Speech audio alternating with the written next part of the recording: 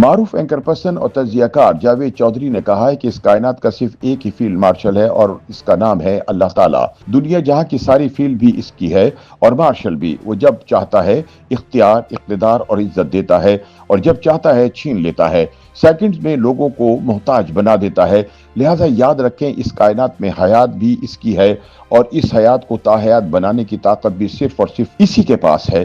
چنانچہ اللہ تعالیٰ کے اختیار میں خیانت کی کوشش نہ کریں۔ ہم انسان ہیں، ہمارے پاس صرف ایک ہی آپشن ہے اور وہ یہ ہے کہ ہم انسان بن کر رہیں اور خدا کی خدائی میں مداخلت کی کوشش نہ کریں۔ تازہ تجزیے میں سینئر صحافی کہتے ہیں کہ اقتدار، طاقت اور اختیار سب عارضی اور فانی ہیں۔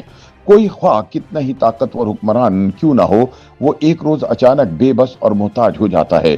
دنیا کے طاقتور ترین حکمرانوں میں شمار ہونے والے سابق ایرانی صدر صدام حسین کے انجام کی مثال دیتے ہوئے جاوید چودھری نے اقتدار کی ناپائیداری اور انسان کی بے بسی کو اجاگر کیا۔ ان کے مطابق طاقت، دولت اور اختیار انسان کو وقتی طاقت تو دے سکتے ہیں، مگر وقت بدلتے دیر نہیں لگتی اور حاکم پل بھر میں محکوم بن جاتا ہے۔ جاوید چودھری بتاتے ہیں کہ 2004 کی گرمیوں میں بغداد کی ایک خصوصی عدالت میں بطور ملزم پیش کیا جانے والا سابق صدر صدام حسین ایک شکستہ حال قیدی نظر آتا تھا، جسے دیکھ کر عدالت میں موجود جج حیرت میں مبتلا ہو گئے۔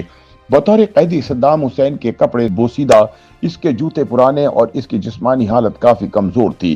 اس کے بال اور ناخن بڑے ہوئے تھے اور جسم طویل قید کے باعث ڈھل چکا تھا۔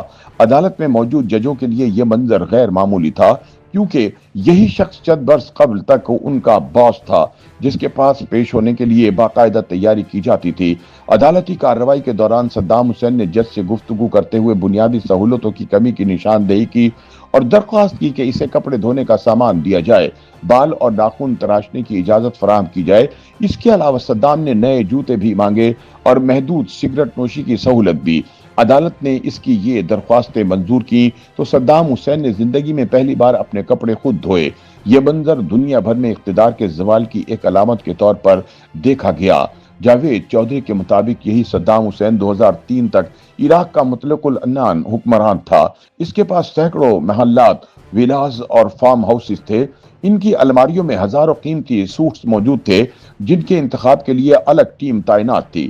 مہنگی ترین خوشبوئیں، شاہانہ گاڑیاں اور بے پناہ دولت اس کے طرز زندگی کا حصہ تھی۔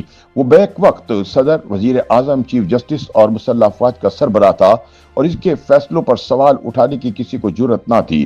جاوید چودھری بتاتے ہیں کہ صدام حسین نے 1979 سے 2003 تک عراق پر حکمرانی کی۔ اس دوران ایران کے ساتھ طویل جنگ لڑی گئی اور کویت پر حملہ بھی کیا گیا، مگر داخلی طور پر کوئی اس سے باس پرس نہیں کر سکتا تھا۔ تاہم 2003 میں عراق پر امریکی حملے کے بعد حالات یکسر بدل گئے، اقتدار ختم ہوا، خاندان بکھر گیا اور بالآخر اسے گرفتار کر کے عدالت کے کٹہرے میں کھڑا کر دیا گیا۔ ایک سالہ عدالتی کارروائی کے بعد صدام حسین کو سزائے موت سنائی گئی، تاہم عدالت نے صدام کی آخری خواہش پوری نہیں کی۔ صدام نے عدالت سے درخواست کی تھی کہ اسے پھانسی گھاٹ پر لٹکانے کی بجائے فائرنگ اسکواڈ کے سامنے کھڑا کر کے گولی مار دی جائے۔ جج نے حیرت سے پوچھا، کیوں؟ صدام نے جواب دیا کہ میں فوج کا کمانڈر ان چیف بھی ہوں، پھانسی میرے شایانہ شان نہیں۔ اس پر جج مسکرا کر بولا، جناب صدر، ہم آپ کو آپ کی مرضی کی موت نہیں لینے دیں گے۔ یوں 30 دسمبر 2006 کو جب مسلم دنیا عید الاضحیٰ کی نماز پڑھ رہی تھی، عین اس وقت صدام حسین کو جیل میں پھانسی پر لٹکا دیا گیا۔ کسی امریکی فوجی نے اپنے موبائل فون سے پھانسی کی فوٹیج بنائی جو بعد ازاں وائرل ہو گئی۔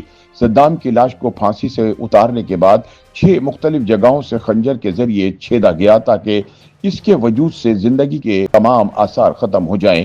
یہ تھا آج کے ماڈرن دور میں دنیا کے مضبوط ترین حکمران کا انجام، جو مسلسل 35 سال تک عراق جیسے امیر ملک کا حاکم رہا۔ صدام حسین عراق کا چیف جسٹس بھی تھا، فیلڈ مارشل بھی تھا، وزیر اعظم بھی، صدر بھی اور عراقی عوام کا نجات دہندہ بھی۔ لیکن آپ اس کی بے بسی دیکھیں، آخر میں اسے اپنی مرضی کی موت بھی نصیب نہیں ہوئی تھی۔ YouTube پر گوگلی نیوز دیکھنے کے لیے youtube.com کی سرچ بار میں googly news T V type کریں۔ گوگلی نیوز کے پیج پر سرخ رنگ کے سبسکرپشن والے بٹن پر کلک کرنا نہ بھولیے۔ YouTube پیج پر اپلوڈ ہونے والی ویڈیوز سے باخبر رہنے کے لیے بیل آئیکن پر کلک کیجیے۔ آپ کو ہر نئی ویڈیو کے بارے میں نوٹیفیکیشن موصول ہو جائے گا۔